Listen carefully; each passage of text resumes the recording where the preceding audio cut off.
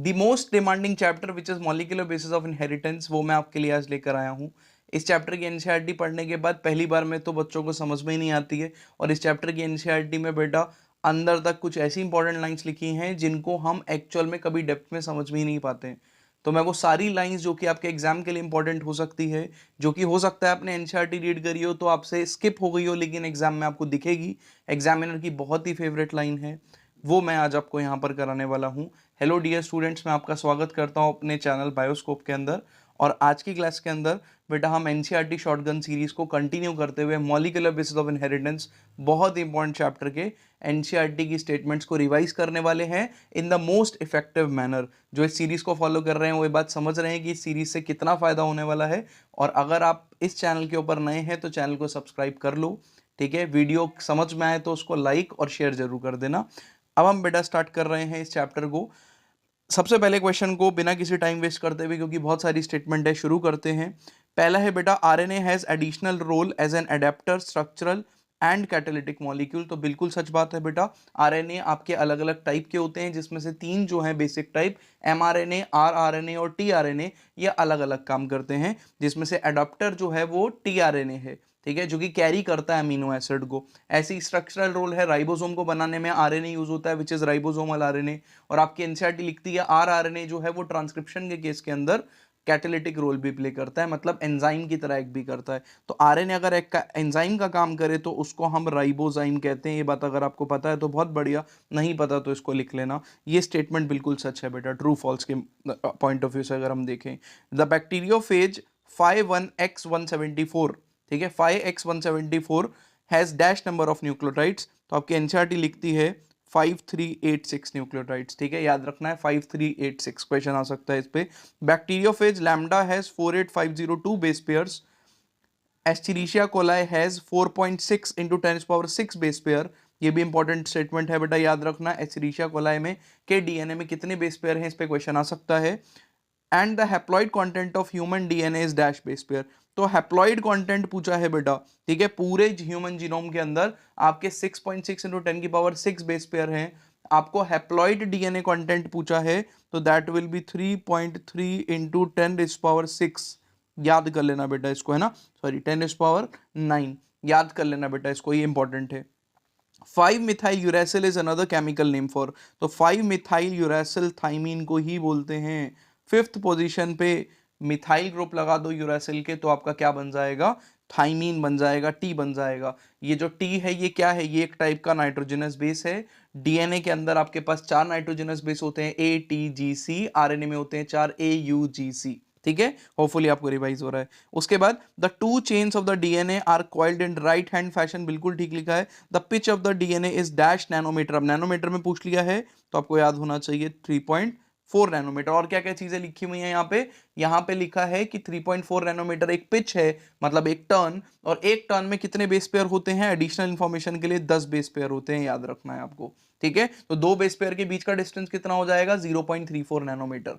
Hopefully आपको revise हो रहा है, ठीक है। उसके बाद Francis Crick proposed dash in molecular biology. आपको याद रखना है बेटा, दो साइंटिस्ट आते हैं, वॉटसन एंड क्रिक, ठीक है, James Watson and Francis Crick, जिन्होंने डीएनए का डबल हेलिकल मॉडल दिया था, ठीक है, जिसको एक्सप्लेन किया था डीएनए के डबल हेलिक्स को। लेकिन अगर पूछे कि सेंट्रल डॉग्मा किसने दिया, ये किसने बताया कि डीएनए से एमआरएनए बनता है और एमआरएनए से प्रोटीन बनता है, जेनेटिक इंफॉर्मेशन सेल के अंदर ऐसे फ्लो होती है, तो आपका आंसर रहेगा फ्रांसिस क्रिक। तो सिर्फ फ्रांसिस क्रिक ने किस चीज को प्रपोज किया मॉलिक्यूलर बायोलॉजी में, तो answer will be central dogma. किसको प्रपोज किया, सेंट्रल डॉग्मा को। तो अगर आपका आंसर सेंट्रल डॉग्मा तो बहुत ही बढ़िया, I am proud of you. उसके बाद histone are organised to form a unit of 8 molecule. तो जब भी डीएनए को पैक करना होता है तो जो पॉजिटिवली चार्ज प्रोटीन प्रेजेंट होता है बेटा कोर की फॉर्म में, वो हिस्टोन होता है, जिसको जो कि 8 मॉलिक्यूल्स को मिला के बना है, इसलिए इसको बोलते हैं हिस्टोन कोर या फिर हिस्टोन ऑक्टामर। क्या बोला जाता है इसको, हिस्टोन ऑक्टामर, याद रखना है। और जब इस न्यूक्लियोसोम के ऊपर, ध्यान सुनना, जब इस न्यूक्लियोसोम के ऊपर डीएनए रैप हो जाता है, जब इस हिस्टोन कोर के ऊपर, I am sorry, DNA wrap हो जाता है, तो हम उसको बोलते हैं क्या, न्यूक्लियोसोम, ठीक है। और न्यूक्लियोसोम में एक कोर होता है और एक होता है H1 हिस्टोन। होपफुली आपको रिवाइज हो रहा है। नेक्स्ट क्वेश्चन आपको कह रहा है कि a typical nucleosome contains dash base pair of DNA helix. वो बोल रहा है ये जो आपका न्यूक्लियोसोम है, ठीक है, इसके ऊपर कितने बेस पेयर में टोटल डीएनए आ जाता है। तो the correct answer should be 200 base pair, आपके एनसीईआरटी में लिखा है। The nucleosome in chromatin are seen as a bead on a string structure when viewed under a simple microscope. True या फॉल्स? तो गलत हो जाएगा बेटा। पहली बात तो आप bead on a string structure कभी भी सिंपल माइक्रोस्कोप में देख ही नहीं सकते हो, आपको यहाँ पे इलेक्ट्रॉन माइक्रोस्कोप चाहिए, ठीक है, आपको बहुत ही ज्यादा मैग्निफिकेशन वाला माइक्रोस्कोप चाहिए और वो इलेक्ट्रॉन माइक्रोस्कोप है। सेल के अंदर ऑर्गेनल देखना हो, डीएनए देखना हो तो इलेक्ट्रॉन माइक्रोस्कोप, ये गलत हो गया। आपको ईएम चाहिए, ये ठीक होता, इसलिए स्टेटमेंट फॉल्स है, याद रखना है आपको। उसके बाद chromatin is condensed at dash stage of cell division to form chromosome. अब ये लिखा 12th की बायोलॉजी में है, लेकिन 11th वाले बच्चे भी जब इस क्वेश्चन को सॉल्व करेंगे तो कंफ्यूज हो जाएंगे, इसलिए आपको एकदम ध्यान से सुनना है। क्रोमैटिन का कंडेंसेशन कब? वो बोल रहा है क्रोमैटिन इज कंडेंस्ड, मतलब कंडेंसेशन कंप्लीट हो चुका है। तो याद रखना है 11th क्लास में आपको पढ़ाया जाता है कि प्रोफेज के अंदर, prophase, metaphase, anaphase, telophase, cell division के 4 फेज होते हैं, जिसमें से प्रोफेज के अंदर एक्चुअल में कंडेंसेशन स्टार्ट होती है। लेकिन यहां लिखा है कि क्रोमैटिन कंडेंस हो चुका है, मतलब क्रोमोसोम पूरे बन चुके हैं, कंडेंसेशन खत्म हो चुकी है, तो प्रोफेज नहीं आएगा, आंसर आएगा मेटाफेज। दोबारा सुनो मैंने क्या बोला, कंडेंसेशन शुरू तो प्रोफेज में होती है, लेकिन मेटाफेज के अंदर मैक्सिमम कंडेंसेशन होती है, ठीक है, और कंडेंसेशन जो कंप्लीट होती है वो कहां पे होती है? मेटाफेज के अंदर, याद रखना है। नेक्स्ट बोल रहा है euchromatin is transcriptionally active chromatin where heterochromatin is inactive. तो ठीक लिखा है, यू क्रोमैटिन जो है बेटा ये लाइटली स्टेन्ड होता है, लूजली पैक्ड होता है, दो और बातें बताई, और ये एक्टिव है। और जो हेट्रोक्रोमैटिन है वो कैसा है? इनएक्टिव, ठीक है। तो क्रोमैटिन क्या होता है? Beed on a string model, nucleosome के ऊपर डीएनए जो है वो रैप हुआ है। अगर ये रैपिंग बहुत टाइट है तो डीएनए को छोड़ेगा ही नहीं है, डीएनए को छोड़ेगा ही नहीं तो डीएनए की रीडिंग करने के लिए, उससे प्रोटीन बनाने के लिए आप डीएनए को अलग ही नहीं कर पाओगे और ये इनएक्टिव हो जाएगा। इसको बोलते हैं heterochromatin. Heterochromatin tightly packed chromatin है, इनएक्टिव है, डार्क स्टेन होता है, क्योंकि टाइटली पैक्ड है तो डार्क स्टेन होता है, याद रखना है। और क्रोमैटिन क्योंकि डीएनए है जो कि नेगेटिवली चार्ज होता है, उसको स्टेन करने के लिए कैसी डाई चाहिए होगी? बेसिक, याद रखना है। तो क्रोमैटिन को स्टेन करने के लिए बेसिक डाई का यूज किया जाता है, ठीक है। Next, if the double standard DNA has 20% cytosine, calculate percentage of adenine in the DNA. ठीक है, तो ये क्वेश्चन बेटा आपका आ गया कहां से? चारगाफ रूल पे, ठीक है। चारगाफ रूल क्या बोल रहा है? A by T, Chargaff rule कहता है A by T is equals to G by C is equals to 1। मतलब जितना ए होगा एक डबल स्टैंडर्ड डीएनए पे, और चारगाफ रूल हमेशा डबल स्टैंडर्ड डीएनए पे लगता है, याद रखना, जितना ए होगा उतना ही टी होगा और जितना जी होगा उतना ही सी होगा। ये पूछ रहा है, तो सोचो एक डबल स्टैंडर्ड डीएनए के अंदर, डबल स्टैंडर्ड डीएनए बोल दिया, बहुत बढ़िया, 20% क्या है? साइटोसिन। तो जीबी कितना होगा? 20%। जीबी कितना होगा? 20%, क्योंकि जी सी के साथ बॉन्ड बनाता है। टोटल 40% तो इन दोनों ने कवर कर लिया, ठीक है। तो ए जो कि टी के इक्वल होगा, इन दोनों का मिला के कितना बचा? तो 100 में से 40 तो जी सी हो गए, तो 60 बचा ए और टी, जिसमें से 30% ए होगा और 30% टी होगा। होपफुली आपको मेरी बात समझ में आई, ठीक है। तो क्या पूछा है आपसे? आपसे पूछा है calculate the percentage of adenine, तो ए की परसेंटेज कितनी है? 30%। अगर आपका आंसर 30% था तो बहुत ही बढ़िया, वेरी गुड, ठीक है। आगे देखो, S strain bacteria have mucopolysaccharide coat while R strain does not. तो एस स्ट्रेन बैक्टीरिया बेटा एक ग्रिफिथ एक्सपेरिमेंट पे आ चुके हैं, स्ट्रेप्टोकोकस निमोनिया की बात हो रही है कि जो एस स्ट्रेन था वो वायरुलेंट था, वो बीमार करता था क्योंकि उसके ऊपर प्रोटीन का कोट प्रेजेंट है और वो स्मूथ दिखता है इसलिए एस, और जिसपे नहीं होता वो रफ दिखता है आर। तो ये बिल्कुल सच लिखी हुई है स्टेटमेंट, एस स्ट्रेन बैक्टीरिया के पास पॉलीसेक्राइड का कोट होता है जबकि आर के ऊपर कोट नहीं होता है। उसके बाद mice infected with R strain virulent, यही बात गलत हो गई, एस स्ट्रेन वायरुलेंट होता है, बीमार तो एस स्ट्रेन करेगा, तो स्टेटमेंट तो फॉल्स है, लेकिन और भी देखते हैं कि किस हद तक गलत है स्टेटमेंट, ठीक है। R strain dies of pneumonia, नहीं मरता नहीं है आर स्ट्रेन डालने से, and mice infected with S strain does not develop pneumonia, उल्टा लिख दिया, एक्चुअल में यहाँ पे एस स्ट्रेन होना चाहिए था, यहाँ पे आर होना चाहिए था। आगे बढ़ते हैं, when a mixture of heat kill S and live R was injected the mice died. दोबारा सुनना, वो कह रहा है एस को हीट किल करके डाल दिया, एस को मार दिया, और आर जो है वो लाइव बैक्टीरिया डाला। तो इस मिक्सचर को जब ग्रिफिथ ने माइस में इंजेक्ट किया था तो एक्चुअल में माइस का क्या हाल हुआ था? तो माइस मर गई थी। हुआ क्या था बेटा, इस एस हीट किल्ड में से किस एक ट्रांसफॉर्मिंग प्रिंसिपल ने आर के अंदर एंट्री ले ली, आर को ट्रांसफॉर्म कर दिया किसके अंदर, एस के अंदर, और इस वाले एस ने क्या किया था, मारा था। याद आ रहा है? और वो ट्रांसफॉर्मिंग प्रिंसिपल बाद में 3 साइंटिस्ट आए थे आपके, उन्होंने बताया था बायोकेमिकल प्रूफ देके कि ये ट्रांसफॉर्मिंग प्रिंसिपल क्या था, क्या ये डीएनए था, आरएनए था कि प्रोटीन था। तो आप बताओगे ट्रांसफॉर्मिंग प्रिंसिपल क्या निकला। ठीक है, उसके बाद Oswald every, Colin MacLeod and McLean McCarthy, ये 3 साइंटिस्ट आए बेटा, एवरी, मैक्लॉयड एंड मैकार्टी, बहुत ही फेमस थे। They determine the biochemical nature of transforming principle. तो ग्रिफिथ का जो ट्रांसफॉर्मिंग प्रिंसिपल था, ट्रांसफॉर्मिंग प्रिंसिपल, उसका बायोकेमिकल नेचर किसने बताया,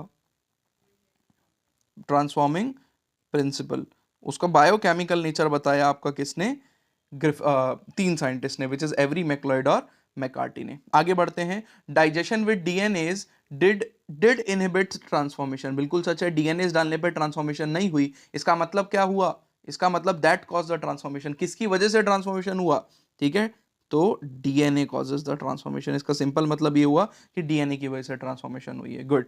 उसके बाद in Hershey and Chase experiment, bacteria infected with virus, Hershey and Chase पे आ गए बेटा, वो एक्सपेरिमेंट जिसने सिंगल हैंडेडली प्रूफ दिया कि DNA is the genetic material, और विच वाज द unequivocal, याद रखना है, आपके एनसीईआरटी में लिखा है unequivocal proof for DNA is a genetic material was given by Hershey and Chase, इसको याद कर लेना। उसके बाद कह रहा है इन Hershey and Chase experiment bacteria infected with virus that has radioactive dash were not radioactive, ठीक है, तो कौन सा जो है बैक्टीरिया वो रेडियो एक्टिव नहीं निकला, ठीक है, ऐसा वायरस, ऐसा बैक्टीरियोफेज जिसका कौन सा हमने पार्ट जो है वो रेडियो एक्टिव किया, लेकिन वो बैक्टीरिया के अंदर रेडियो एक्टिविटी ट्रांसफर नहीं हुई। तो याद रखना है, ऐसा वायरस जिसका प्रोटीन का कोट आपने क्या किया, रेडियो एक्टिव किया, वो रेडियो एक्टिविटी ट्रांसफर नहीं हुई। And the bacteria infected with virus that had radio active DNA were radio active, indicating that dash was material, ठीक है, dash was the material pass from virus to bacteria, तो indicating that DNA is the material, ठीक है, जो कि क्या कर रहा है आपका ट्रांसफॉर्मिंग प्रिंसिपल का काम, या फिर आई एम सॉरी, डीएनए है आपका वो मॉलिक्यूल जो कि वायरस से डीएनए में ट्रांसफर हो रहा है। ठीक है, आइडिया ये था कि बैक्टीरियोफेज का कौन सा मॉलिक्यूल है जो बैक्टीरिया को इन्फेक्ट करता है। ठीक है, एक केस में आपने डीएनए को रेडियो एक्टिव कर दिया बैक्टीरियोफेज को के, और एक केस के अंदर आपने प्रोटीन को कर दिया रेडियो एक्टिव, दोनों को इंडिविजुअली इन्फेक्शन कराया, एंड में आपने चेक किया तो पता चला जिस केस में आपने डीएनए को रेडियो एक्टिव किया था उस केस में बैक्टीरिया में रेडियो एक्टिविटी चली गई, और जिस केस में प्रोटीन को किया था उस केस में रेडियो एक्टिविटी नहीं गई। तो यहां से ये बात क्लियर हो गई कि DNA is the genetic material, क्योंकि डीएनए ही है वो मॉलिक्यूल जो कि वायरस से बैक्टीरिया में ट्रांसफर हो सकता है, प्रोटीन का कोट तो बाहर ही रह जाता है भाई। समझ में आई मेरी बात? तो वही यहां पे लिखा है, स्टेटमेंट को पूरा एक बार फटाक से पढ़ देता हूं। In Hershey and Chase experiment, bacteria infected with virus, ऐसा बैक्टीरिया जो कौन से वायरस से इन्फेक्टेड हुआ, that had radio active protein were not radio active, तो ऐसा बैक्टीरिया जो ऐसे वायरस से इन्फेक्ट हुआ जिसका प्रोटीन रेडियो एक्टिव था, वो रेडियो एक्टिव नहीं हुआ, मतलब उस बैक्टीरिया में रेडियो एक्टिविटी नहीं मिली। कंफ्यूजिंग स्टेटमेंट है, इसलिए निकाल के डाली गई कि असर्शन रीजन में आपको फंसाया जा सकता है, फंसना मत। ठीक है, and the bacteria infected with virus that had radio active DNA, ऐसा बैक्टीरिया जिसको रेडियो एक्टिव डीएनए वाले वायरस से इन्फेक्ट किया गया वर रेडियो एक्टिव, और ऐसा बैक्टीरिया क्या हो गया बेटा, रेडियो एक्टिव हो गया, indicating that DNA was the material that pass from virus to bacteria. इससे पता चला कि डीएनए ही मटेरियल है जो कि वायरस से बैक्टीरिया में ट्रांसफर हुआ। ठीक है, होपफुली आपको समझ में आया। इस स्टेटमेंट को मेरी तरफ से स्टार मार्क कर लेना, क्योंकि हम पढ़ तो लेते हैं हार्शी एंड चेज एक्सपेरिमेंट, लेकिन हार्शी एंड चेज एक्सपेरिमेंट की स्टेटमेंट से जब एग्जामिनर हमसे क्वेश्चन पूछता है तो हम कंफ्यूज हो जाते हैं, बेसिक चीजों में कंफ्यूज हो जाते हैं कि डीएनए कहां लिखना है और आरएनए कहां लिखना है। आपको समझ में आ रहा है? आगे बढ़ते हैं। DNA is the genetic material in tobacco mosaic virus and QB virus. बेटा टोबैको मोजाइक वायरस तो 11th क्लास में भी दिया है, क्यूबी बैक्टीरियोफेज जो है वो भी एक टाइप का वायरस ही है। ये आपके 12th क्लास एनसीईआरटी में लिखा है कि डीएनए नहीं, इनके अंदर आरएनए होता है जेनेटिक मटेरियल, स्टेटमेंट फॉल्स हो गई। ठीक है, RNA is the genetic material. उसके बाद कह रहा है दोनों के ही अंदर जेनेटिक मटेरियल, क्वेश्चन नंबर 20 कह रहा है genetic material should provide the scope for slow changes, तो बिल्कुल सच लिखा है, ट्रू। ये कहां लिखा हुआ है? जहां पे आपकी स्टेटमेंट दी हुई है कि जेनेटिक आइडियल जेनेटिक मटेरियल का क्या क्या फीचर्स होने चाहिए, वहां पे ये स्टेटमेंट दी हुई है कि स्लो म्यूटेशंस आने चाहिए, स्लो चेंजेस, ताकि इवोल्यूशन हो पाए। ठीक है, it give scope for evolution. आगे क्या दिया है नेक्स्ट? ठीक है, तो स्लो चेंजेस होने चाहिए। नेक्स्ट आपको कह रहा है the genetic material should be stable enough not to change with different stage of life, age और with change in physiology of organism. ये स्टेटमेंट बिल्कुल ट्रू है बेटा, समझाने की कोशिश करता हूं। वो कह रहा है जेनेटिक मटेरियल इतना स्टेबल तो होना चाहिए कि एक इंसान के एज में, लाइफ स्पैन में ये चेंज ना हो। ठीक है, मतलब ऐसा ना हो कि जब मैं पैदा हुआ था तो डीएनए का जो सीक्वेंस था वो अलग था, जब मैं एज में चेंज होता जा रहा हूं, मतलब मेरी लाइफ स्पैन के अलग अलग स्टेजेस आ रहे हैं, तो डीएनए भी अपने आप में चेंज कर रहा है बहुत जल्दी। ऐसा नहीं होता है ना। ठीक है, तो वो यही लिखा है कि genetic material, ideal genetic material है डीएनए, एज के साथ साथ चेंज नहीं होता है। ठीक है, ना ही एज के साथ होता है, ना ही लाइफ की स्टेजेस के साथ होता है, ना ही फिजियोलॉजी के साथ होता है। ठीक है, कि आप मोटे हो जाओ, पतले हो जाओ अपनी लाइफ स्पैन के अंदर, ठीक है, आपकी हाइट बढ़ रही है, डीएनए के सीक्वेंस में चेंज नहीं आएगा। ठीक है, अनलेस एंड अनटिल वहां पे कोई स्ट्रॉन्ग म्यूटेशन हुई हो, जनरली अपने आप से चेंज नहीं करेगा, इतना स्टेबल तो होता है जेनेटिक मटेरियल। ट्रू स्टेटमेंट है, it can be confusing, NCERT में से ही निकाल के दिए मैंने आपको स्टेटमेंट। ठीक है, उसके बाद DNA strand if separated by heating come together when appropriate conditions are provided, statement is absolutely true. ठीक है, वो कह रहा है एक डीएनए स्ट्रैंड को अगर आप हीट दोगे तो क्या होगा, ये दोनों स्ट्रैंड आपस में क्या हो जाएंगे, अलग हो जाएंगे। ठीक है, लेकिन अगर आप वापस से हीट को कम कर दोगे, नॉर्मल टेम्परेचर पे लेकर आओगे, तो ये दोनों डीएनए स्ट्रैंड वापस से हाइड्रोजन बॉन्ड बना सकते हैं।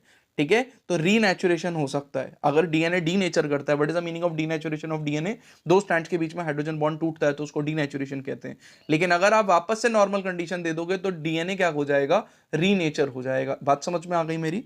आगे देखो, आगे स्टेटमेंट दी हुई है, the 2' OH group present in every nucleotide in RNA. बिल्कुल ठीक है बेटा, राइबोस शुगर होती है आरएनए के अंदर, उसमें सेकंड पोजीशन पे एक OH ग्रुप प्रेजेंट होता है, which is absent in O is absent in DNA, इसलिए डीएनए को डीऑक्सी राइबोस शुगर भी कहते हैं। डीएनए की शुगर को कौन सी पोजीशन पे ऑक्सीजन एब्सेंट है? सेकंड पे, इसलिए डीएनए की शुगर को 2 डीऑक्सी राइबोस शुगर भी कहते हैं। डीऑक्सी मतलब एब्सेंस ऑफ ऑक्सीजन, किस पोजीशन पे? सेकंड पे। डीएनए की शुगर में एब्सेंट होता है, आरएनए की शुगर में ये 2OH क्या है, प्रेजेंट। ठीक है, and is non reactive group. ठीक है, गलत हो गया बेटा, ये जो OH ग्रुप है ये रिएक्टिव ग्रुप है, इस वजह से राइबोस शुगर जो है, ठीक है, वो ज्यादा रिएक्टिव होती है एज कंपेयर टू डीएनए की शुगर। इसलिए एक रीजन ये भी है कि आरएनए ज्यादा अनस्टेबल है। दोबारा सुनो मैंने क्या बोला, डीएनए की शुगर डीऑक्सी राइबोस शुगर होती है, ज्यादा स्टेबल है। आरएनए की शुगर राइबोस शुगर है, जिसमें सेकेंड पोजीशन पे OH ग्रुप प्रेजेंट है, विच इज रिएक्टिव, इसलिए राइबोस शुगर ज्यादा रिएक्टिव होती है। और एक रीजन ये है कि आरएनए ज्यादा रिएक्टिव होता है। ठीक है, ज्यादा रिएक्टिव मतलब कम स्टेबल, तो कौन ज्यादा रिएक्टिव? आरएनए। ठीक है, कौन ज्यादा स्टेबल? डीएनए, क्योंकि जो ज्यादा रिएक्टिव वो कम स्टेबल, तो आरएनए ज्यादा रिएक्टिव है तो कम स्टेबल है, याद रखना है आपको। ठीक है, and makes the RNA labile and easily degradable. ये तो स्टेबल ठीक, ये तो स्टेटमेंट ठीक लिखी है कि आरएनए ज्यादा लेबाइल होता है, ठीक है, चेंजेस जल्दी जल्दी करेगा और इजीली डिग्रेड हो जाएगा, क्योंकि स्टेबल नहीं है इसलिए डिग्रेड भी इजीली होता है, आरएनए बहुत जल्दी डिग्रेड होता है। ये स्टेटमेंट बेटा फॉल्स लिखी हुई है।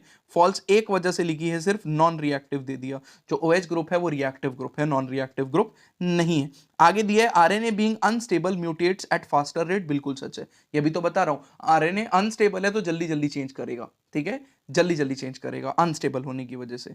Next, DNA is dependent on dash for the synthesis of protein. क्या डीएनए सीधा प्रोटीन बनाता है या बीच में एक मॉलिक्यूल आता है? तो बिल्कुल सच बात है, यू ऑलरेडी नो कि डीएनए सीधा कभी भी प्रोटीन नहीं बनाएगा।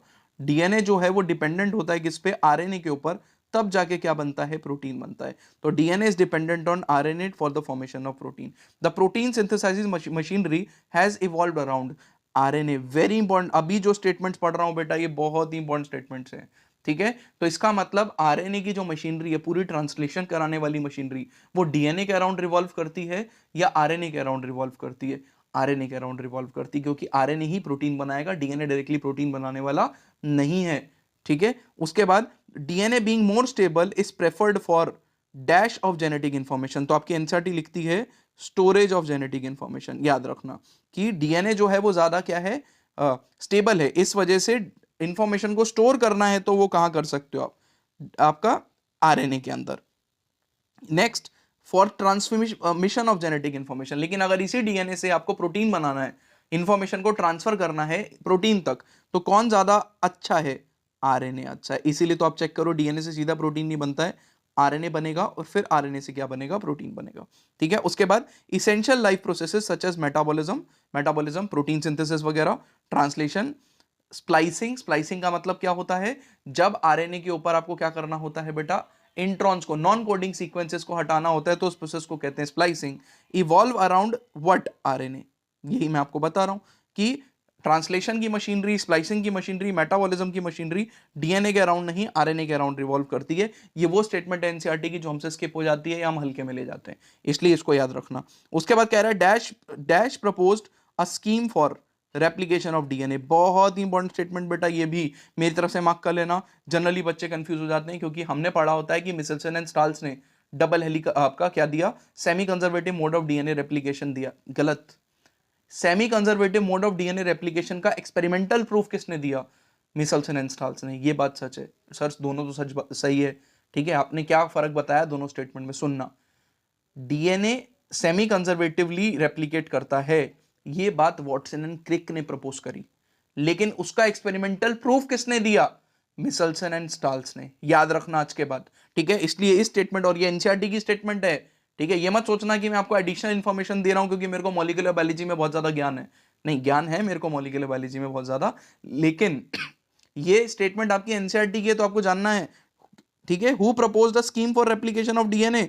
तो इसका करेक्ट आंसर रहेगा आपका, करेक्ट आंसर रहेगा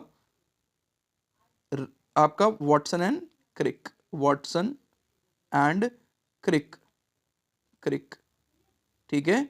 तो वॉटसन एंड क्रिक ये दो साइंटिस्ट है जिन्होंने प्रपोज किया। उसके बाद the heavy DNA molecule could be distinguish from dash from the normal DNA by the centrifugation in dash, तो सीजियम क्लोराइड CaCl, ठीक है। जो मिचेल्सन एंड स्टाल्स का एक्सपेरिमेंट था, उन्होंने सीजियम क्लोराइड के अंदर डेंसिटी ग्रेडियंट सेंट्रीफ्यूगेशन करके N14 और N15 को एक दूसरे से अलग किया। होपफुली आपको याद आ रहा होगा, ठीक है। Experiment involving use of radio active dash to detect the distribution of newly strand DNA in chromosome were performed on Vixia faba या faba beans। अब जब मिचेल्सन एंड स्टाल्स का एक्सपेरिमेंट खत्म हो जाता है ना, तो आपकी एनसीईआरटी ने एक और एक्सपेरिमेंट बताया जहां लिखा है एक सिमिलर एक्सपेरिमेंट, ठीक है, कि मिचेल्सन एंड स्टाल ने तो बैक्टीरिया पे कर दिया, लेकिन एक similar experiment faba beans which is Vicia faba, ठीक है, साइंटिफिक नेम है, उस पे किया बेटा किस साइंटिस्ट ने? टेलर ने। टेलर एंड कलीग्स ने किया 1958 के अंदर, और उस एक्सपेरिमेंट में रेडियो एक्टिविटी का यूज किया। और कौन सा मॉलिक्यूल लिया उसने रेडियो एक्टिविटी में? Radio active thymidine. याद रखना है, लिखा है आपके एनसीईआरटी में। तो टेलर और उसके कलीग्स ने विक्सिया फेबा पे semi conservative mode of DNA replication explain किया, जैसे मिचेल्सन एंड स्टाल्स ने इकोलाई पे एक्सपेरिमेंट किया था। ये एक और साइंटिस्ट है बेटा, ग्रुप ऑफ साइंटिस्ट, जिन्होंने क्या किया? विक्सिया फेबा पे किया, और रेडियो एक्टिव मॉलिक्यूल कौन सा यूज किया डिटेक्ट करने के लिए? इन्होंने यूज किया रेडियो एक्टिव थाइमिडीन का। याद रखना है। आगे बढ़ते हैं बेटा। उसके बाद कह रहा है कि E coli the average rate of polymerisation has to be approximately, आपके एनसीईआरटी की स्टेटमेंट है, 2000 बेस पेयर पर सेकंड, ठीक है। तो ये एनसीईआरटी की स्टेटमेंट है, फैक्चुअल है, याद कर लेना। नेक्स्ट आपको कह रहा है not only do these polymerases, कौन से पॉलीमरेजेस की बात हो रही है? हैव फास्टर, तो डीएनए पॉलीमरेजेस, ठीक है। DNA polymerases has to be fast but they also have to catalyse the reaction with dash degree of accuracy, ठीक है, with a very high degree of accuracy, ठीक है। वो कह रहा है डीएनए पॉलीमरेजेस को सिर्फ फास्ट नहीं होना पड़ेगा, डीएनए पॉलीमरेज को एक्यूरेट भी होना पड़ेगा, ठीक है। पॉलीमरेज वो एंजाइम है जिसको, जो कि टेम्पलेट डीएनए को रीड करता है और नया डीएनए बनाता है। ये मजदूर है बेसिकली, जिसको पता है कि ए के सामने टी लगेगा, जी के सामने सी लगेगा, सी के सामने जी लगेगा, टी के सामने ए लगेगा। तो ये लगाता रहेगा मॉलिक्यूल्स को, आगे बढ़ता जाएगा न्यूक्लियोटाइड्स को लगा लगा के, लेकिन कहीं भी गलती होनी नहीं चाहिए, ठीक है। इतना बड़ा डीएनए है हमारा, रेप्लिकेट हो जाता है, गड़बड़ नहीं होती है। इसका मतलब यहां पे सिर्फ स्पीड ज्यादा नहीं है रेप्लिकेशन की, पॉलीमराइजेशन की, यहां पर एक्यूरेसी भी बहुत ज्यादा हाई है, ठीक है, और होनी भी चाहिए, क्योंकि कहीं भी गड़बड़ होगी तो इट में लीड टू म्यूटेशन, ठीक है, इट में लीड टू म्यूटेशन, ठीक है। आगे देखो, energetically replication is very expensive process, true बेटा, रेप्लिकेशन में एनर्जी लगती है, ये बात बिल्कुल सच है। तो रेप्लिकेशन एक एक क्या है? एक्टिव प्रोसेस है, एटीपी यूज होता है रेप्लिकेशन के अंदर, याद रखना है। नेक्स्ट आपको कह रहा है deoxynucleoside triphosphate in addition to acting as a substrate provides energy for dash reaction, तो एनर्जी फॉर पॉलीमराइजेशन, पॉलीमराइजेशन। अब आपका सवाल आना चाहिए, सर आपने तो कह दिया कि जो डीएनए का रेप्लिकेशन है जिसमें पॉलीमराइजेशन कर रहा है डीएनए पॉलीमरेज, वो एक्टिव प्रोसेस है, उसमें एनर्जी लगती है, ये एनर्जी दे कौन रहा है? तो बेटा वो मॉलिक्यूल जो कि खुद एक सबस्ट्रेट है, डीएनटीपी, डीऑक्सीन्यूक्लियोटाइड ट्राइफॉस्फेट, जो लगेगा। मैंने पॉलीमरेज को क्या बोला? पॉलीमरेज मजदूर है, मतलब इसको पता है कि कि ए के सामने टी लगेगा, टी के सामने जी लगेगा, सी के सामने जी लगेगा, जी के सामने सी लगेगा, लेकिन ये मॉलिक्यूल्स तो सेल को देने पड़ेंगे ना। तो ये सबस्ट्रेट मॉलिक्यूल जो है विच इज डीएनटीपी, ठीक है, इसके अंदर एनर्जी ऑलरेडी स्टोर है। डीएनटीपी की फुल फॉर्म बोलो, डीऑक्सी न्यूक्लियोटाइड ट्राइफॉस्फेट। इसमें ऑलरेडी 3 फॉस्फोरस है, ठीक है, ऑलरेडी, जिसमें बॉन्ड टूट सकता है क्योंकि ये फॉस्फेट हाई एनर्जी बॉन्ड है, बॉन्ड टूट सकता है और ये आपस में बॉन्ड बना सकते हैं। इसका मतलब जो डीएनटीपी है वो 2 काम कर रहा है। एक तो ये खुद सबस्ट्रेट है, ठीक है, ये खुद वो मॉलिक्यूल है जो नया डीएनए बनाएगा, और दूसरा इसमें already high energy phosphate bond होने की वजह से ये एनर्जी का सोर्स भी है। मेरी बात समझ में आ रही है? तो ड्यूअल फंक्शन है डीएनटीपी का भी, यहां पे याद रखना है। The 2 terminal phosphate in deoxynucleotide triphosphate are high energy phosphate. वही बता रहा हूं, जो डीएनटीपी के अंदर 2 फॉस्फेट हैं वो कैसे हैं? हाई एनर्जी फॉस्फेट हैं, same as in the case of, ठीक है, same as in the case of ATP. जैसे बेटा जब आप एटीपी बनाते हो, adenosine how many phosphate? Triphosphate.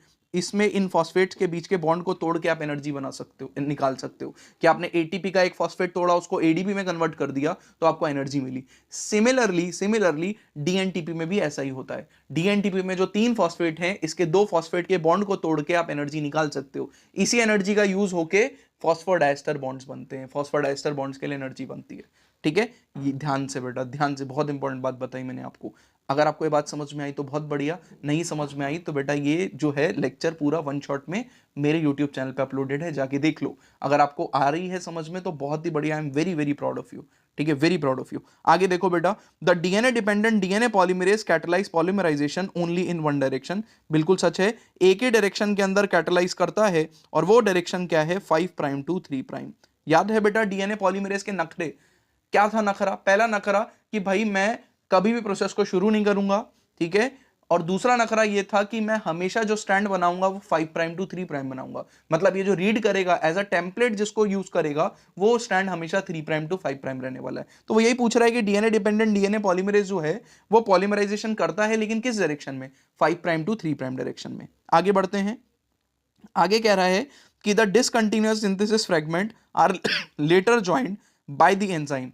तो जो जब रेप्लिकेशन फॉर्क का डायग्राम दिया हुआ है आपके एनसीईआरटी में, रेप्लिकेशन फॉर्क को एक्सप्लेन कर रहा है, तो एक स्टैंड कंटिन्यूअस सिंथेसिस, एक डिसकंटिन्यूअस सिंथेसिस। जो कंटिन्यूअसली सिंथेसाइज हो रहा है उस पर तो कोई टेंशन नहीं है, लेकिन डिसकंटिन्यूअस सिंथेसिस में जो फ्रेगमेंट बन रहे हैं, जिनको हम ओकाजाकी फ्रेगमेंट्स भी कहते हैं, ठीक है, इन फ्रेगमेंट्स को आपस में चिपकाएगा कौन? तो सिंपल सा फंडा है, जब भी आपको डीएनए को साइड वाइज चिपकाना हो, ऐसे चिपकाना हो, तो बीच में एक एंजाइम लगता है which is called as ligase. तो यहां भी आंसर आएगा लाइगेज, या फिर आप बोल सकते हो डीएनए लाइगेज, ठीक है, कोई टेंशन वाली बात नहीं है।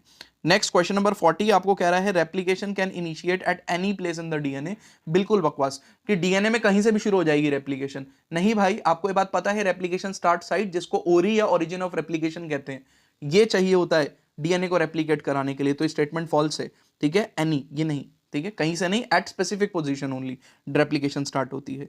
उसके बाद enzyme that unwinds the DNA helix during replication is. तो बताओ कौन है जो डीएनए को खोलता है? हेलिकेज। एंजाइम का नाम है helicase. Enzyme that reduces super coiling is. तो 2 नाम दिए हैं इसका, एक तो गायरेज दिया है और दूसरा इसका नाम दिया है टोपो आइसोमरेज, आइसोमरेज, ठीक है, बहुत ही इंपॉर्टेंट है। एंजाइम रिवाइज नहीं है तो जाके वीडियो देख लो बेटा, बाद में पता के कुछ नहीं मिलेगा, देख लो जाके वीडियो। अगर आपको आंसर पता था तो वेरी गुड, ठीक है, गायरेज एंड टोपो आइसोमरेज, जो कि डीएनए में सुपर कॉइलिंग नहीं होने देगा, ठीक है। उसके बाद the replication of DNA takes place at dash phase of cell cycle. तो S phase of cell cycle पे बेटा क्या होता है? यहाँ पे रेप्लिकेशन होता है। A failure in the cell division after DNA replication result in. अगर डीएनए रेप्लिकेशन हो गया और सेल डिवाइड ही नहीं हुआ, तो हमने बेटा आपका प्रिंसिपल ऑफ इनहेरिटेंस वाले चैप्टर में भी ये बात डिस्कस करी थी कि डीएनए तो रेप्लिकेट हो गया लेकिन सेल डिवाइड नहीं हुआ, तो इसकी वजह से पॉलीप्लॉइडी आ जाएगी। पॉलीप्लॉइडी का मतलब अगर सेल डिप्लॉइड था तो टेट्राप्लॉइड हो जाएगा। प्लॉइडी सीधा का सीधा प्लॉइडी इंक्रीज करेगा, ठीक है, मल्टीपल प्लॉइडी आ जाएगी सेल के अंदर। उसके बाद आपको बेटा 45 क्वेश्चन कह रहा है कि during transcription adenosine complements forms a base pair with. तो ये इंटरेस्टिंग क्वेश्चन है बेटा। अगर आपने ये चीज स्किप कर दी ट्रांसक्रिप्शन, तो बच्चे का सीधा आंसर रहेगा कि सर एडिनिन तो थाइमिन टी के साथ, मतलब ए तो टी के कॉम्प्लीमेंट होता है ना, तो यहां पे थाइमिन लिख देना चाहिए। लेकिन क्वेश्चन सुनो जरा, ड्यूरिंग ट्रांसक्रिप्शन पूछ रहा है, ट्रांसक्रिप्शन में आरएनए बनना होता है, तो ए के सामने क्या लगेगा? टी लगेगा कि यू लगेगा? तो आरएनए में तो टी होता ही नहीं, आरएनए में तो एयूजीसी होते हैं। तो बहुत ही बढ़िया सवाल है बेटा, मेरी तरफ से मार्क कर लेना इसको, ठीक है, कि ड्यूरिंग ट्रांसक्रिप्शन एडिनोसिन किसके कॉम्प्लीमेंट्री होता है? यूरेसिल के। यूरेसिल याद रखना है, थाइमिन कोई नहीं लिखेगा, जो लिखेगा मार्क्स कटेगा, ठीक है। नेक्स्ट आपको बोल रहा है complementarity does not means identical. बिल्कुल सच बात है, इसको मैं एक्सप्लेन करने की कोशिश करता हूं। कॉम्प्लीमेंट्री का मतलब क्या हो गया? लेट्स से एक स्ट्रैंड 3 प्राइम टू 5 प्राइम है, जिसको हम टेम्पलेट कहते हैं, दूसरा 5 प्राइम टू 3 प्राइम है, जिसको हम कोडिंग कहते हैं। अगर ऊपर वाले पे ATGC प्रेजेंट है तो नीचे वाले पे TACG प्रेजेंट होगा। क्या बताओ, ये दोनों स्ट्रैंड आपस में कॉम्प्लीमेंट्री हैं? यस। लेकिन क्या दोनों आइडेंटिकल हैं? Answer is no. बिल्कुल सच बात है, दोनों आइडेंटिकल नहीं होंगे, ठीक है। तो सच बात है, कॉम्प्लीमेंट्री का मतलब आइडेंटिकल नहीं होता है। कॉम्प्लीमेंट्री का मतलब होता है यहाँ पे A है तो वहां T होगा, यहाँ G है तो वहां पे C होगा। होपफुली आपको मेरी बात समझ में आ रही है, बहुत बढ़िया। आगे देखो, if both stands act as a template during transcription. Transcription में एक स्टैंड टेम्पलेट होता है which is 3 prime to 5 prime, एक कोडिंग होता है which is 5 prime to 3 prime. कह रहा है अगर दोनों ही टेम्पलेट हो गए, मतलब दोनों की ही रीडिंग हो जाए, ठीक है, the exercise of transcription would become futile one. ये एनसीईआरटी की स्टेटमेंट है और स्टेटमेंट बिल्कुल ट्रू है। अगर आपने स्टेटमेंट स्किप करी थी ना बेटा, तो मुझे बहुत खुशी हुई इस बात की कि मैं ये स्टेटमेंट आपके सामने रख पाया, ठीक है। और इनमें से कोई भी स्टेटमेंट मेरा पढ़ाया हुआ यहां पर, मैं यहां पर लगभग 110 के आसपास स्टेटमेंट आपको पढ़ाने वाला हूं आज, इसलिए थोड़ा सा तेज चल रहा हूं इसी वजह से सिर्फ, ठीक है, क्योंकि ज्यादा स्टेटमेंट्स हैं और जल्दी खत्म करना चाह रहा हूं। अगर इसमें से पढ़ाई भी एक भी स्टेटमेंट आप में से किसी भी बच्चे का एक भी क्वेश्चन ठीक करा देती है, एक भी बच्चे का, तो मेरा ये वाला लेक्चर बेटा सफल हो जाएगा, ठीक है। मैं तो बस इस मोटिवेशन के साथ आपको पढ़ा रहा हूं आज, ठीक है। तो ध्यान देना, क्योंकि ये स्टेटमेंट वो है जो कि हम स्किप करते हैं, समझ नहीं पाते हैं। वो बोल रहा है, आप इमेजिन करना इस बात को क्या कह रहा हूं। वो बोल रहा है ट्रांसक्रिप्शन के टाइम पे होता क्या है, क्योंकि आरएनए सिंगल स्ट्रैंडेड बनना है, तो एक स्टैंड की रीडिंग होती है, दूसरा स्टैंड कोडिंग का काम करता है, जिसकी रीडिंग होती है वो टेम्पलेट होता है, दूसरे वाला कोडिंग होता है, ठीक है, और तब जाके आरएनए बनता है। कह रहा है लेकिन अगर ऐसा हो जाए कि डीएनए के दोनों ही स्टैंड की रीडिंग होना शुरू हो जाए, ठीक है, ऊपर वाले की भी रीडिंग हो गई, नीचे वाले की भी रीडिंग हो गई, तो जो जो ट्रांसक्रिप्शन है वो फ्यूटाइल हो जाएगी, मतलब ट्रांसक्रिप्शन बर्बाद हो जाएगी, काम नहीं करेगी ढंग से, ठीक है, काम नहीं करेगा, आपका मोटिव फेल हो जाएगा ट्रांसक्रिप्शन कराने का। बिल्कुल सच बात है, सोचना जरा मैं क्या बोल रहा हूं, ठीक है। अगर दोनों स्टैंड की रीडिंग हो गई, यहां पे मैंने बनाए हुए भी हैं, यहां से इमेजिन करो, ऊपर वाला स्टैंड, क्योंकि ये दोनों स्टैंड आपस में कॉम्प्लीमेंट्री हैं, तो ये दोनों स्टैंड जो आरएनए बनाएंगे बेटा, वो आरएनए भी आपस में कॉम्प्लीमेंट्री होंगे कि नहीं? और अगर ये आरएनए आपस में कॉम्प्लीमेंट्री हुए तो एक डबल स्टैंडर्ड आरएनए बना देंगे, और डबल स्टैंडर्ड आरएनए का ट्रांसक्रिप्शन नहीं होता है कभी भी। ट्रांसक्रिप्शन के लिए एमआरएनए चाहिए होता है विच इज सिंगल स्टैंडर्ड। तो आपका प्रोटीन बनेगा ही नहीं, ठीक है, बनेगा ही नहीं। और इन केस अगर ऐसा हो जाए कि ऊपर वाला अलग प्रोटीन बना दे, नीचे वाला अलग, तो क्या जो प्रोटीन आपको चाहिए था वो प्रोटीन बनेगा, यहां पे दो अलग अलग प्रोटीन्स बन जाएंगे, दो अलग अलग। तो आप कैसे भी सोच लो बेटा, आपकी जो ट्रांसक्रिप्शन की प्रोसेस है वो फ्यूटाइल हो जाएगी। समझ में आ गई बात? बहुत इंपॉर्टेंट स्टेटमेंट, पेपर में आएगी, बच्चे कंफ्यूज हो जाएंगे पक्का, ठीक है, कि अगर दोनों स्टैंड टेम्पलेट, या फिर आपके नॉर्मल पूछ सकते हैं कि बताओ दोनों स्टैंड टेम्पलेट की तरह काम क्यों नहीं कर सकते, ठीक है।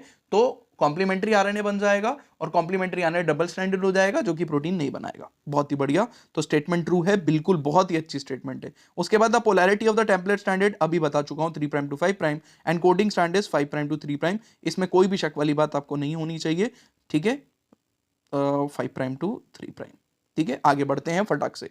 All the reference point while defining the transcription unit are made with the coding stand. बिल्कुल सच बात है बेटा, जितने भी रेफरेंस पॉइंट है, मतलब अपस्ट्रीम, डाउनस्ट्रीम, प्रमोटर कहां पे होगा, टर्मिनेटर कहां पे होगा, इनकी जो डायरेक्शन है वो हम कोडिंग स्टैंड के बेसिस पे बताते हैं, ठीक है। ये एनसीईआरटी की स्टेटमेंट है, आपको याद रखना है, ठीक है, ट्रू। उसके बाद the promoter is set to be located towards dash of the structural gene. तो प्रमोटर कहां पे होता है? अपस्ट्रीम के डाउनस्ट्रीम, तो अपस्ट्रीम मतलब 5 प्राइम एंड, 5 प्राइम एंड, ठीक है, which is also called as upstream. प्रमोटर हमेशा अपस्ट्रीम प्रेजेंट होता है, ठीक है, अपस्ट्रीम प्रेजेंट होगा। उसके बाद there are additional regulatory sequence that may be present further upstream और डाउनस्ट्रीम ऑफ द प्रमोटर। ये भी आपके एनसीईआरटी की स्टेटमेंट है, बिल्कुल ट्रू, ठीक है। जब हम लैक ऑफ पढ़ते हैं तो इस चीज को रिपीट करते हैं वैसे तो, लेकिन आपको ये बात समझनी है, जो स्ट्रक्चरल जीन है वो प्रोटीन बनाएगा। अब ये स्ट्रक्चरल जीन प्रोटीन बनाए या ना बनाए, इसको कंट्रोल करने के लिए बहुत सारे केसेस के अंदर एक और सीक्वेंस लगा होता है जिसको कहते हैं रेगुलेटरी जीन। ये रेगुलेटरी जीन अपस्ट्रीम भी प्रेजेंट हो सकता है और डाउनस्ट्रीम भी प्रेजेंट हो सकता है, ठीक है। लैक ऑपेरॉन में अपस्ट्रीम होता है वैसे, लेकिन आपके एनसीईआरटी में लिखा है कि रेगुलेटरी सीक्वेंस जो है, ये रेगुलेटरी सीक्वेंस जो है ये अपस्ट्रीम भी प्रेजेंट हो सकते हैं और डाउनस्ट्रीम भी। ये भी इंपॉर्टेंट स्टेटमेंट है, एनसीईआरटी से निकाल के रखी गई, ठीक है। इसलिए मैंने आपको बोला बेटा कि ये चैप्टर पढ़ के ऐसा लगता है कि इसको किसी शायर या कवि ने लिखा है, क्योंकि पोइटिक स्टेटमेंट, पोइट्री वाली स्टेटमेंट्स बहुत हैं इस चैप्टर के अंदर, ठीक है। इसीलिए मैं हर एक स्टेटमेंट को आपको थोड़ा थोड़ा ही सही लेकिन एक्सप्लेन करने की कोशिश कर रहा हूं ताकि आपका ये चैप्टर बिल्कुल बेसिक से क्लियर हो जाए, थोड़ी बहुत बातें भी दिमाग में गलती ना हो कि आपसे ऐसे क्वेश्चन बना दे कि which of the following statements are correct, assertion reason बना दे तो कंफ्यूज ना हो आप, ठीक है। आगे देखो, the gene in prokaryote are split, गलत लिखा है बेटा, स्प्लिट जीन अरेंजमेंट यूकैरियोट्स में दिखता है, स्टेटमेंट फॉल्स हो गई। बट स्प्लिट जीन जब इंट्रॉन्स और एक्सॉन्स दोनों प्रेजेंट होते हैं, ठीक है, एक्सॉन्स के बीच में इंट्रॉन्स आए, नॉन कोडिंग सीक्वेंसेस आए, तो ऐसे जीन्स को हम स्प्लिट जीन कहते हैं क्योंकि ये जीन बट गया है ना, इसका जो कोडिंग पार्ट है वो बट गया बीच में, एक्सॉन्स इंट्रॉन्स एक्सॉन्स इंट्रॉन्स, और ये यूकैरियोट्स में दिखता है, प्रोकैरियोट्स में नहीं दिखता है। इसलिए स्प्लाइसिंग, काटने की जरूरत इंट्रॉन्स को किस में होती है, यूकैरियोट्स में कि प्रोकैरियोट्स में? यूकैरियोट्स में। प्रोकैरियोट्स में होता ही नहीं है इंट्रॉन्स नाम की चीज, उसमें सिर्फ कोडिंग सीक्वेंस होता है, स्प्लिट जीन होता ही नहीं है, तो स्प्लाइसिंग भी नहीं चाहिए, मतलब मॉडिफिकेशन की भी जरूरत नहीं है, ठीक है। आगे देखो, the structural gene in transcription unit could be set to be dash in eukaryote. तो स्ट्रक्चरल जीन होता है बेटा यूकैरियोट्स के अंदर, यहां पे मोनोसिस्टोनिक होता है, वो monocistronic. What is the meaning of monocistronic? Monocistronic मतलब एक प्रमोटर और एक टर्मिनेटर के बीच में सिर्फ एक ही टाइप का क्या बनेगा, प्रोटीन बनेगा, एक ही टाइप का आरएनए और एक ही टाइप का प्रोटीन। जबकि प्रोकैरियोट्स के केस में क्या होता है कि एक प्रमोटर और एक टर्मिनेटर के बीच में मल्टीपल जीन आ सकते हैं, जैसे लैकोपेरॉन, एक प्रमोटर होता है लेकिन जेड, वाई और ए तीन अलग अलग जीन्स हैं जो कि अलग अलग प्रोटीन बना रहे हैं, ठीक है, तो वो पॉलीसोस, ऐसे याद करो, P for पॉलीसिस्टोनिक, P for prokaryotes, याद हो जाएगा। आगे देखो, इंट्रॉन्स और इंटरवीनिंग सीक्वेंसेस, याद रखना है इंट्रॉन्स का ही दूसरा नाम इंटरवीनिंग सीक्वेंसेस है, क्योंकि ये एक्सॉन्स को बीच में इंटरवीन करते रहते हैं, इसलिए स्प्लिट जीन बोलते हैं उसको, ठीक है। Do not appear in mature और प्रोसेस आरएनए, सच बात लिखी है, इंट्रॉन्स जो है मैच्योर्ड एमआरएनए में नहीं होगा, मतलब जब आरएनए बनता है, ठीक है, यूकैरियोट्स के केस में, हमारे सेल में, प्लांट्स के केस में जिनमें न्यूक्लियस होता है, उनके केस के अंदर जब आरएनए बनेगा तो वो आरएनए नहीं, वो एचएनआरएनए होता है, हेट्रोजीनस न्यूक्लियर आरएनए, क्योंकि उसमें इंट्रॉन्स भी प्रेजेंट है और एक्सॉन्स भी प्रेजेंट है, ठीक है। तो आपको क्या करना पड़ेगा, आपको पहले स्प्लाइसिंग करके इंट्रॉन्स को रिमूव करना पड़ेगा, एक्सॉन्स जो कोडिंग सीक्वेंस है वो आपस में आके अरेंज हो जाएंगे, अब ये आरएनए एमआरएनए बन जाएगा। दो और मॉडिफिकेशन होती है स्प्लाइसिंग के अलावा, which is capping and telling, ये भी आपको याद रहा होगा, इसको बोलते हैं पोस्ट ट्रांसक्रिप्शन मॉडिफिकेशन, ट्रांसक्रिप्शन कराने के बाद की मॉडिफिकेशन, ठीक है। अच्छे से रिवाइज हो रहा होगा आपको। अगर आपको ये बातें नहीं समझ में आ रही है मैं क्या बोल रहा हूं, मैं कौन सी भाषा में आपसे बात कर रहा हूं, तो इसका मतलब आपके इस चैप्टर के बेसिक्स से ले पड़े हैं, और उसके लिए आपको बेटा जाकर वीडियो देख लेनी है, बता चुका हूं, चैनल पे अपलोडेड है।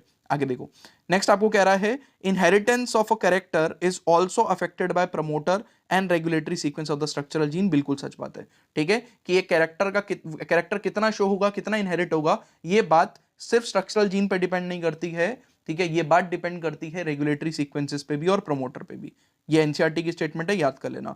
The mRNA provides a template, the mRNA provides the template, tRNA brings amino acid, बिल्कुल सच बात है, जिसकी रीडिंग होगी प्रोटीन सिंथेसिस के दौरान, जिसकी रीडिंग होगी, जिसको रीड किया जाएगा, वो कौन होता है, एमआरएनए। अमीनो एसिड को लेकर कौन आएगा, टीआरएनए, उसकी फुल फॉर्म ही टीआरएनए, इसलिए उसको एडॉप्टर मॉलिक्यूल भी कहते हैं, क्योंकि टीआरएनए को पकड़ के लेकर, अमीनो एसिड को पकड़ के लेकर आता है टीआरएनए। टीआरएनए सीधा एमआरएनए को रीड नहीं कर सकता है, ठीक है, उसको अमीनो एसिड सीधा एमआरएनए को रीड नहीं कर सकता है, टीआरएनए जो है वो पकड़ के लाता है अमीनो एसिड को, एडॉप्टर मॉलिक्यूल का काम करता है, ठीक है, इंपॉर्टेंट। बोल रहा था mRNA provides the template, tRNA brings amino acid, सच लिखा है, reads the genetic code and rRNA plays two roles. तो कौन से दो रोल हैं बेटा जो आरआरएनए प्ले करता है, तो बेटा इस चैप्टर की सबसे पहली स्टेटमेंट में भी वो चीज मैंने आपको बताई कि जो एमआरएनए है ना, ठीक है, जो आपका आरआरएनए है वो दो रोल प्ले करता है। वो दो रोल कौन कौन से हैं, तो वो दो रोल हैं आपके स्ट्रक्चरल, 2 मिनट सॉरी, वो दो रोल हैं स्ट्रक्चरल, नीचे लिखता हूं, स्ट्रक्चरल, एंड दूसरा रोल है कैटालिटिक, कैटालिटिक, ठीक है, याद रखना है आपको, ये एनसीईआरटी की स्टेटमेंट है, इंपॉर्टेंट स्टेटमेंट है इसलिए, ठीक है। आगे बढ़ते हैं, आगे देखो बेटा, आगे दिया हुआ है next question which is question number 57, उसमें दिया है RNA polymerase is only capable of catalysing the process of elongation, it associate transiently with dash and dash to initiate and terminate transcription respectively. तो कह रहा है आरएनए पॉलीमरेज जो है वो इलोंगेशन करना जानता है, बस अगर प्रोसेस को शुरू करना है या टर्मिनेट करना है तो आरएनए पॉलीमरेज को कुछ फैक्टर्स चाहिए, याद आ रहा है आपको, ठीक है, याद आ रहा है, सिग्मा फैक्टर इनिशिएट कराता है और रो फैक्टर, रो एंजाइम जो है वो क्या कराता है, टर्मिनेट। तो एनसीईआरटी की स्टेटमेंट है, यहीं पर बेटा लिख दे रहा हूं, ध्यान से सुनना। तो एक चाहिए initiation factor which is sigma factor, which is sigma factor और एक चाहिए termination factor which is rho factor. ठीक है, सिग्मा पहले और रो बाद में क्यों लिखा, क्योंकि इनिशिएशन और टर्मिनेशन रिस्पेक्टिवली लिखा है। तो इनिशिएशन कराता है sigma factor which is initiator factor, और टर्मिनेशन फैक्टर किसको कहते हैं, रो फैक्टर को, याद रखना है। ठीक है, क्वेश्चन नंबर 58 देखो, in bacteria the mRNA requires processing to become active. Bacteria में एमआरएनए को प्रोसेसिंग की जरूरत होती है एक्टिव बनने के लिए, फॉल्स। ठीक है, बैक्टीरिया के अंदर कोई इंट्रॉन्स नाम की चीजें नहीं होती है, ऑलरेडी एमआरएनए बनता है, कोई प्रोसेसिंग, कैपिंग, टेलिंग, स्प्लाइसिंग नाम की चीज बैक्टीरिया या प्रोकैरियोट्स में नहीं होती है, इसलिए फॉल्स होगा statement. In bacteria transcription and translation takes place in the same compartment, true, क्योंकि न्यूक्लियस नाम की चीज नहीं होती है, साइटोप्लाज्म या साइटोसोल ही चीज है, तो ट्रांसक्रिप्शन भी वही होगी, ट्रांसलेशन भी वही होगी, इसलिए एनसीईआरटी में एक और स्टेटमेंट दी है इसके अलावा, ये तो है ही है, एक और दी है कि these two processes are generally coupled in bacteria. ये दोनों प्रोसेसेस बैक्टीरिया में कपल्ड होती हैं, साथ में होने वाली प्रोसेस है। ये ट्रांसक्रिप्शन होगा, एमआरएनए बन रहा होगा, और एमआरएनए बनना अभी खत्म भी नहीं हुआ है और प्रोटीन बनना शुरू हो जाता है, तो दोनों कपल्ड प्रोसेस है, याद रखना है।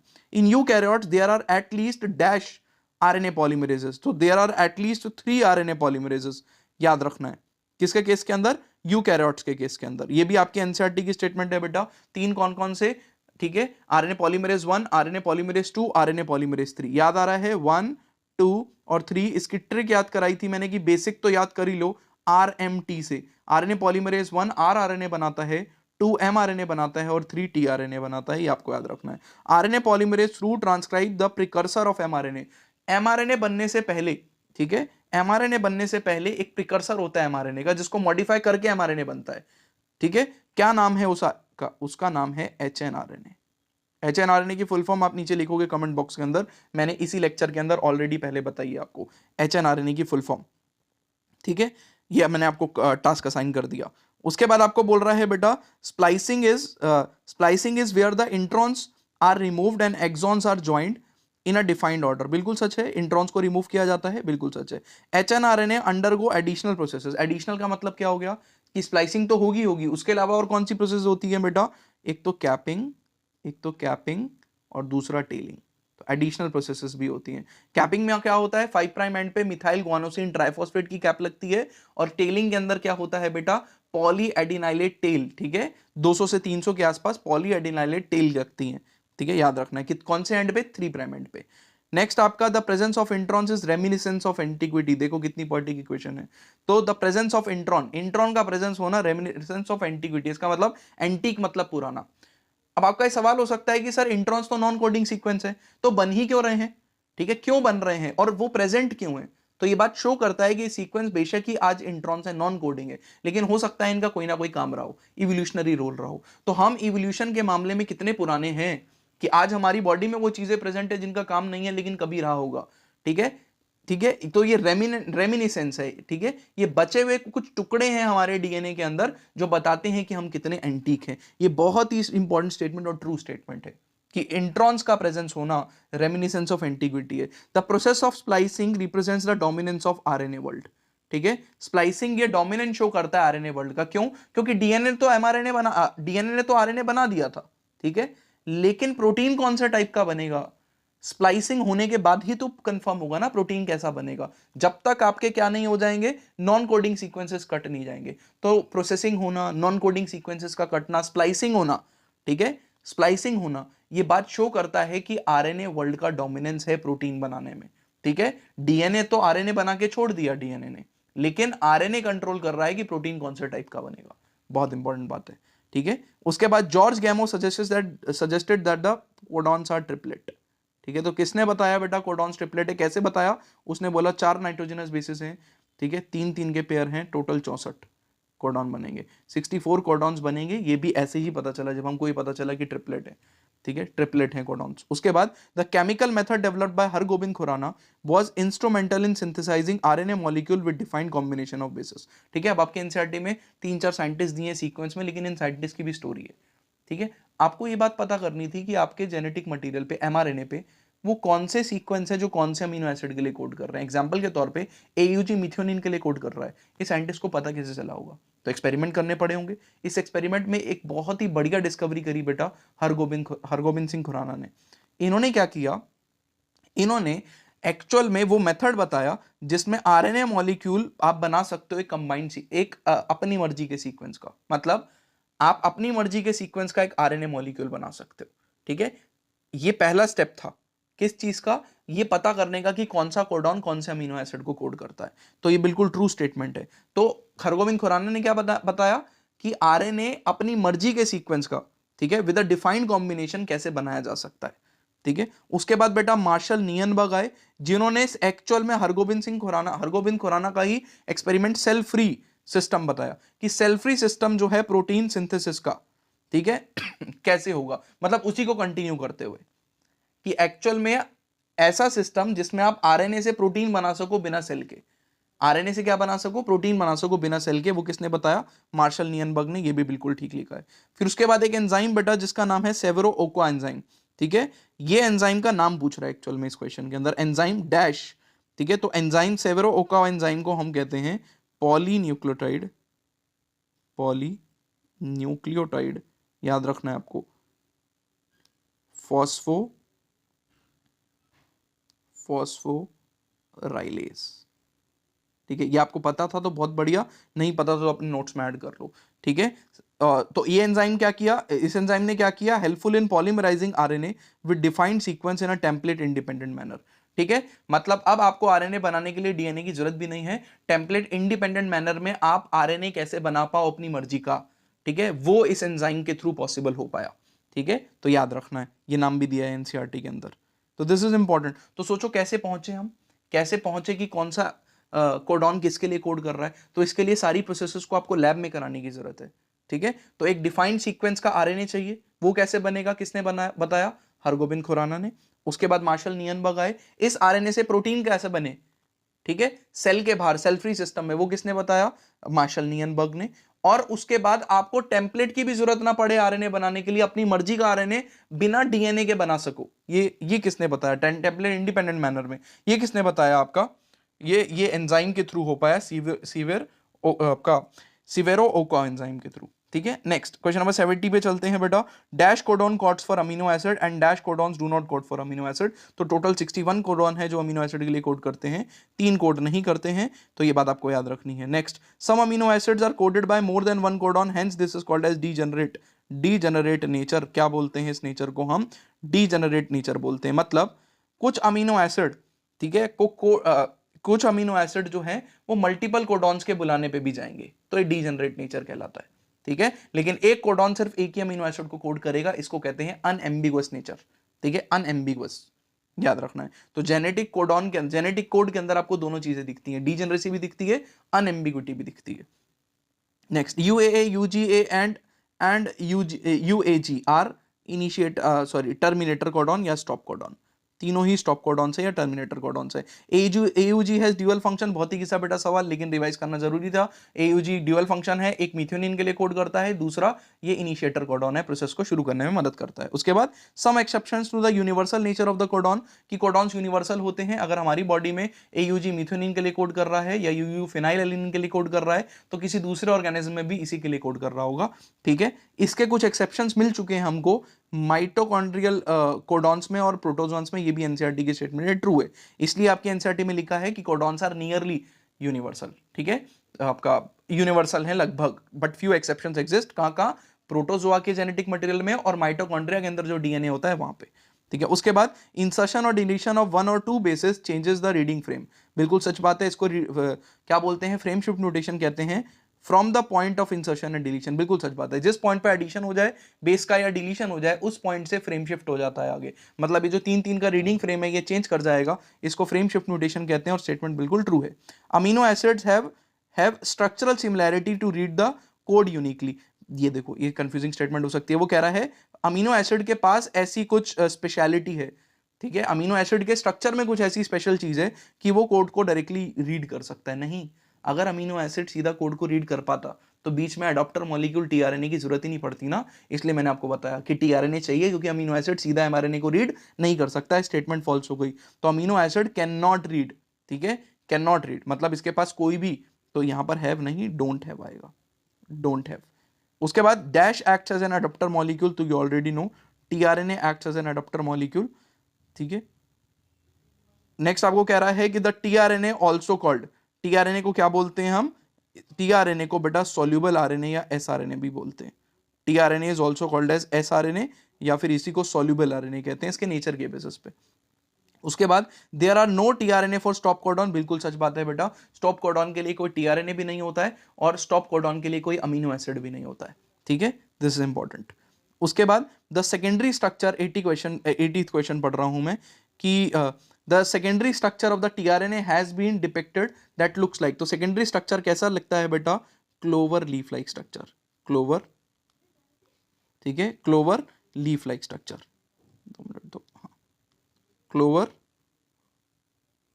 लीफ लाइक स्ट्रक्चर, ठीक है, ये भी याद कर लेना, क्लोवर लीफ लाइक स्ट्रक्चर है।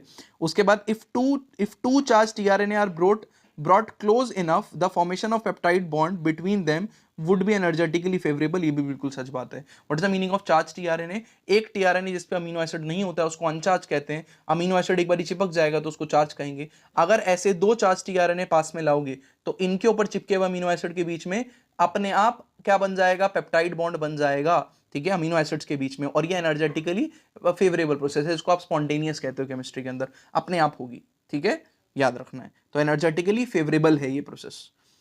तो उसके बाद कह रहा है the ribosome consist of structural RNS and about dash different protein, तो राइबोसोम में क्या क्या होता है, एक तो आरएनए प्रेजेंट है जिसको आरआरएनए कहते हैं, और आपके एनसीईआरटी की स्टेटमेंट है 80 डिफरेंट टाइप ऑफ प्रोटीन होते हैं, ठीक है, अगर नहीं रिवाइज था तो आपका रिवाइज हो गया, अदरवाइज रिवाइज कर लेना, बहुत इंपॉर्टेंट स्टेटमेंट है। उसके बाद आपको कह रहा है बेटा the ribosome also act as a catalyst, ये देखो पहली स्टेटमेंट फिर रिपीट हुई, अब दोबारा रिपीट हो रही है, ठीक है, ब्रैकेट में लिखा है dash rRNA in bacteria is act as a ribosome, तो आपके एनसीईआरटी में लिखा है 23S, आई एम सॉरी, तो 23S आरएनए जो होता है, आरआरएनए जो होता है राइबोसोम का बैक्टीरिया के अंदर, वो कैटलिस्ट का काम करता है, और किस में हेल्प करता है, for the formation of peptide bond बनाने में। The UTR are present at both before the start codon and after the stop codon, तो स्टार्ट कोडॉन से पहले जो होंगे उनको कहेंगे 5 प्राइम एंड 5 प्राइम यूटीआर, और जो बाद में प्रेजेंट होंगे उनको कहेंगे 3 प्राइम यूटीआर। यूटीआर की फुल फॉर्म होती है अनट्रांसलेटेड रीजन, ठीक है, सोचो एमआरएनए के ऊपर पहला कोडॉन ही स्टार्ट कोडॉन होगा, जरूरी है क्या, नहीं, पहला कोडॉन नहीं हो सकता है, बीच में आ रहा हो कहीं स्टार्ट कोडॉन, तो प्रोसेस तो वहीं से शुरू होगी, तो स्टार्ट कोडॉन के अपस्ट्रीम जितने सीक्वेंस हैं उनका ट्रांसलेशन नहीं होगा, इसको कहेंगे यूटीआर। सिमिलरली स्टॉप कोडॉन के बाद जितने सीक्वेंस होंगे उसको भी कहेंगे यूटीआर, मतलब अनट्रांसलेटेड रीजन, जो 2 टाइप के हो सकते हैं, एक तो 5 प्राइम यूटीआर, ठीक है, upstream to the start codon जो होते हैं, और एक होते हैं 3 prime UTR which is downstream to the stop codon, याद रखना है। तो वो स्टेटमेंट भी इंपॉर्टेंट हो गई आपके लिए। The ribosome binds to the mRNA at dash codon, तो किस पे करेगा बेटा, इनिशिएटर या स्टार्ट कोडॉन पे, ठीक है, एयूजी पे। राइबोसोम कहां पे बाइंड करता है बेटा, स्टार्ट कोडॉन पे ना, स्टार्ट कोडॉन पे। नेक्स्ट आपको बोल रहा है amino acid are added 1 by 1, amino acid एक एक करके ऐड होते हैं, translated into polypeptide sequences dictated by DNA and represented by DNA and represented by mRNA. ये एनसीईआरटी की स्टेटमेंट है, स्टार मार्क कर लेना मेरी तरफ से, मतलब प्रोटीन कौन सा टाइप का बनेगा ये डिक्टेट कौन कर रहा है, तो आपकी बॉडी का जेनेटिक मटेरियल डीएनए, ये सारी की सारी इंफॉर्मेशन, वो पूरी चिट्ठी कि अमीनो एसिड कौन सा टाइप के सीक्वेंस में लगेंगे, मतलब प्रोटीन कौन सा टाइप का बनेगा, अमीनो एसिड किस सीक्वेंस में लगने, ये चिट्ठी किस पे लिखी हुई है, डीएनए। लेकिन ये चिट्ठी डीएनए सीधा दे देता है क्या ट्रांसलेशन वाली मशीनरी को, या इस चिट्ठी को डिक्टेट किया जा रहा है डीएनए द्वारा, तो डिक्टेट मतलब इस डीएनए ने अपने ऊपर लिखी हुई चिट्ठी को, कोड्स को पेस्ट कर दिया आरएनए के ऊपर, तो आरएनए उस चिट्ठी को रिप्रेजेंट कर रहा है ट्रांसलेशन मशीनरी को, कि देखो भाई ये चिट्ठी है। तो very important statement, very important, कि अमीनो एसिड एक एक करके लग रहे हैं किस सीक्वेंस में, जो किस सीक्वेंस में जिसको डिक्टेट किसने किया, डीएनए ने, लेकिन उसको रिप्रेजेंट किसने किया, एमआरएनए ने। देखो बोला ना पोएटिक स्टेटमेंट है, ठीक है, कमेंट बॉक्स में बताना ये स्टेटमेंट पोएटिक थी कि नहीं थी, रेमिनिसेंस ऑफ एंटीक्विटी वाली स्टेटमेंट पोएटिक थी कि नहीं थी, बताना, ठीक है, मैं जानना चाहूंगा आपका रिव्यू बिल्कुल कि आपको पोएटिक लगी कि नहीं लगी। उसके बाद बेटा 87 क्वेश्चन कह रहा है in eukaryotes regulation could be exerted at dash level, ठीक है, मल्टीपल लेवल्स, ठीक है, क्या मतलब हुआ इस बात का बेटा, प्रोकैरियोट्स बैक्टीरिया में तो ट्रांसलेशन ट्रांसक्रिप्शन साथ में होते हैं, ठीक है, तो होता क्या है, प्रोकैरियोट में अगर आपको प्रोटीन बनने से रोकना है, रेगुलेट करना है, तो सिर्फ ट्रांसक्रिप्शन इनिशिएशन के लेवल पे रोकना पड़ेगा, ठीक है, ट्रांसक्रिप्शन के लेवल पे। लेकिन यूकैरियोट्स में हमारी बॉडी के अंदर अलग अलग लेवल्स हैं प्रोटीन को रोकने से, आपके एनसीईआरटी में 4 दिए हैं। या तो आप ट्रांसक्रिप्शन होने से रोक दो, मतलब एमआरएनए बनने दो, या तो आप एमआरएनए का मॉडिफिकेशन मतलब आरएनए के मॉडिफिकेशन से रोक दो, कैपिंग, टेलिंग, स्प्लाइसिंग, ये सब में दिक्कत कर दो। या फिर आप क्या करो, आरएनए का ट्रांसफर में रोक दो कि आरएनए को आपका क्या न्यूक्लियस से न्यूक्लियोप्लास्ट से साइटोप्लाज्म में मत जाने दो, तो ट्रांसफर लेवल पे रोक दो, या फिर आप ट्रांसलेशन मत होने दो। तो 4 लेवल दिए हैं आपके एनसीईआरटी में कि यूकैरियोट्स में मल्टीपल लेवल है जहां पे रेगुलेशन हो सकता है, जबकि बैक्टीरिया में सिर्फ एक ही लेवल है। ठीक है, होपफुली आपको मेरी बात समझ में आ रही है। उसके बाद in prokaryotes control of rate of transcription initiation is predominant site of control of gene expression. बिल्कुल सच बात है कि अगर आपको जीन के एक्सप्रेशन को प्रोटीन बनने से रोकना है तो सिर्फ ट्रांसक्रिप्शन इनिशिएशन लेवल पे रोकना पड़ेगा प्रोकैरियोट में। ट्रू।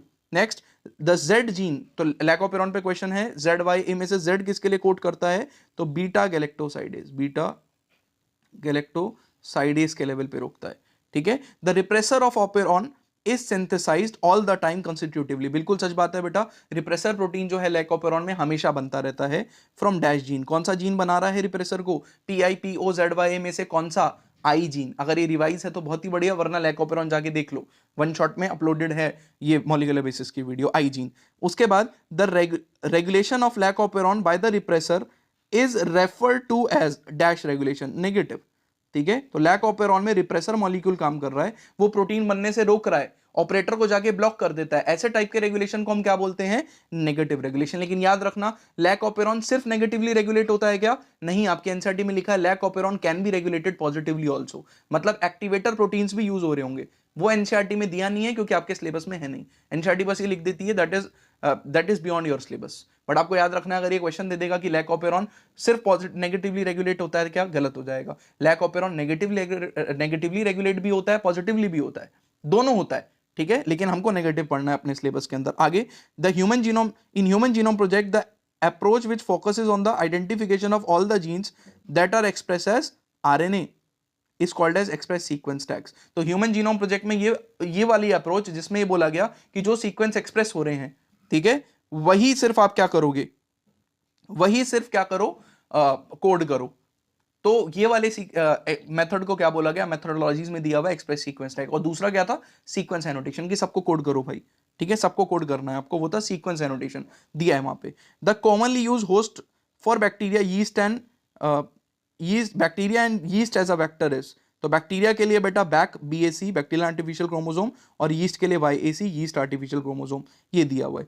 ठीक है, the fragments were sequence using automated DNA sequencing that work on the principle of method developed by. तो ये बहुत इंपॉर्टेंट है बेटा, ह्यूमन जीनोम प्रोजेक्ट से ही दिया हुआ है कि फ्रेगमेंट्स के कोडिंग के लिए आपने कौन से साइंटिस्ट का मेथड यूज किया, बहुत ही इंपॉर्टेंट है बेटा। तो आपने यूज किया फ्रेडरिक सैंगर, तो सैंगर सीक्वेंसिंग मेथड भी कहते हैं इसको। तो फ्रेडरिक सैंगर का मेथड सीखे, FREDERICK, फ्रेडरिक सैंगर का मेथड आपने यूज किया। ये एनसीईआरटी में गिवन है, रिवाइज हो गया, पढ़ लेना इसको। द लार्जेस्ट जीन का नाम क्या है बेटा, डिस्ट्रोफिन। तो which is the largest gene, dystrophin is the largest gene, और 2.4 मिलियन बेसेस होते हैं। उसके बाद chromosome 1 has most number of genes, तो आपके एनसीईआरटी में लिखा है क्रोमोसोम 1 के ऊपर मोस्ट नंबर है 2968, और Y के ऊपर सबसे कम होते हैं 231।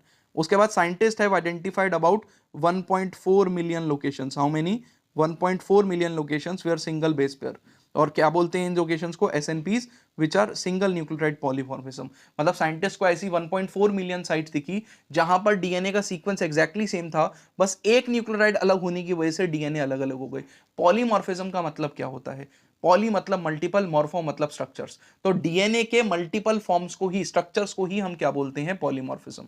और what is single nucleotide polymorphism, same DNA का सीक्वेंस 1.4 अलग अलग साइट्स पे दिखा आपको, और आपको वहां पर बस क्या फर्क दिखा कि यहां पर जो सीक्वेंस है बस एक न्यूक्लियोटाइड चेंज होने की वजह से ये दोनों आपस में अलग है। तो इनको बोला गया कि ये एक ही DNA का सीक्वेंस है, बस ड्यू टू वेरिएशन और म्यूटेशन क्या हो गया, इनमें एक एक न्यूक्लियोटाइड चेंज हो गया है। तो SNP फैक्ट है, फैक्ट की तरह याद करना है अभी। उसके बाद 99% of the basis sequence among humans is different. नहीं, ये तो आंखों में ही चुप गया, डिफरेंट बहुत ही गलत दिया हुआ है। 99.9% हम सब बेटा क्या है आपस में सेम, तो स्टेटमेंट इज फॉल्स। ठीक है, तो ये स्टेटमेंट फॉल्स हो जाएगी।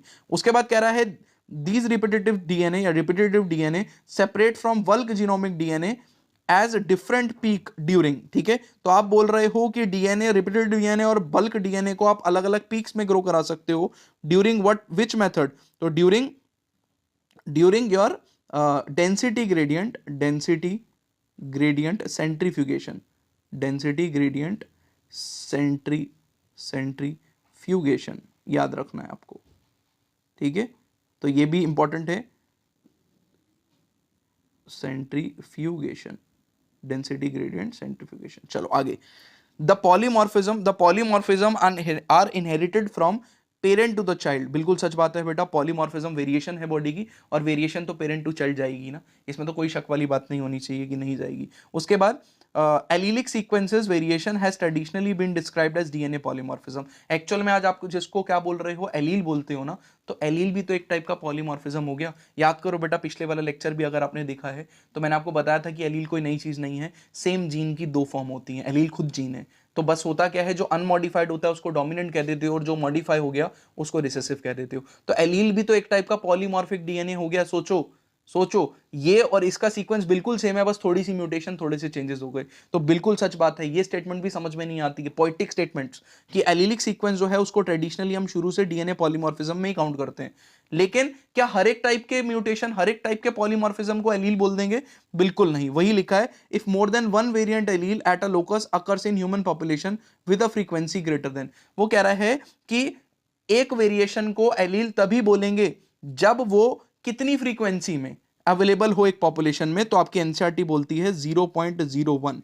तो कितनी फ्रीक्वेंसी होनी चाहिए एक पॉपुलेशन में? फ्रीक्वेंसी मतलब परसेंटेज, कितने परसेंटेज या प्रोबेबिलिटी में प्रेजेंट हो, ठीक है, कितनी प्रोबेबिलिटी में प्रेजेंट हो एक पॉपुलेशन में एक वेरिएशन, जब उसको एलील करार कर दिया जाए, एलील बोल दिया जाए। तो कम से कम 0.01 फ्रीक्वेंसी होनी चाहिए, जिसको आप 1% भी कह सकते हो एक्चुअल में। कम से कम 1% ऑफ द पॉपुलेशन के अंदर क्या होना चाहिए, ये वेरिएशन होना चाहिए, तभी आप उसको एलील बोलोगे, वरना नहीं बोलोगे। बहुत ही इंपॉर्टेंट स्टेटमेंट, आप में से मैं गारंटी बोल रहा हूं बहुत सारे बच्चे पहली बार ही सुन रहे होंगे कि सर ऐसा कुछ भी है, और ऐसा कुछ एनसीईआरटी में से निकाल के आपने पढ़ा दिया, ठीक है, और सच में एनसीईआरटी में है। नहीं भरोसा तो जाकर पॉलीमॉर्फिज्म ह्यूमन जीनोम प्रोजेक्ट वाले टॉपिक के अंदर पढ़ लेना, डीएनए फिंगरप्रिंटिंग वाले टॉपिक के अंदर आपको मिलेगा, पक्का मिलेगा, ठीक है। तो मैंने आपको समझा दिया, 0.01 याद रखना, ढंग से लिख देता हूं, 0.01, ठीक है। बढ़िया सवाल। उसके बाद देखो, DNA fingerprinting was initially developed by, तो डीएनए फिंगरप्रिंटिंग किसने दिया बेटा? साइंटिस्ट का नाम था एलेक जेफरी, बहुत ही फेमस साइंटिस्ट हैं। क्यों? क्योंकि एग्जामिनर का बहुत ही फेवरेट क्वेश्चन है, एलेक जेफरीज, GEFFERYS, ठीक है, Alec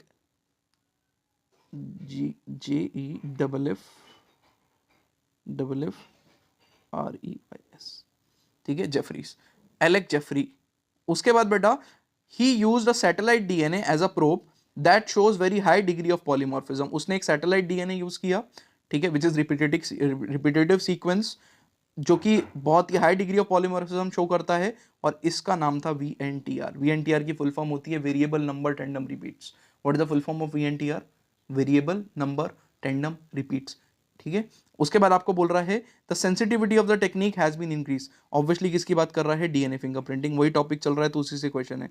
DNA fingerprinting, DNA fingerprinting, DNA fingerprinting बोल रहा है, इसकी आप सेंसिटिविटी को इंक्रीज कर सकते हो किस प्रोसेस के थ्रू? पीसीआर के थ्रू, ठीक है। पीसीआर, पीसीआर की फुल फॉर्म आप मेरे को कमेंट बॉक्स में लिख के दिखाओगे।